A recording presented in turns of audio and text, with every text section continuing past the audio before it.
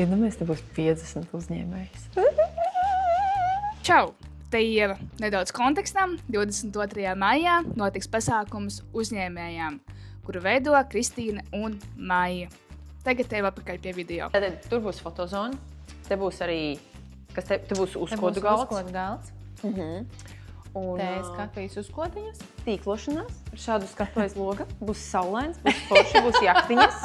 Būs saule, būs jahtas, būs dabīgais D vitamīns. Pauzēs varēs uzņemt dabīgo D vitamīnu. Jā, Pievienotā vērtība. Tur būs ieeja, tur būs tāds reģistrēšanās punkts. Tur. Tad garderobe būs. Ejam paskatīties, kur ir garderobe, tāda sīkuma. Jā. Tur katram sākot nākot iekšā uzlīmēs uz Pieres. Uz žakatītes uzlīmēs QR kodu Instagramā. Tā būs tava vizītkarte, ko cilvēks tev pieies klāt, un viņš teiks, es tevi gribu redzēt un noskanēt.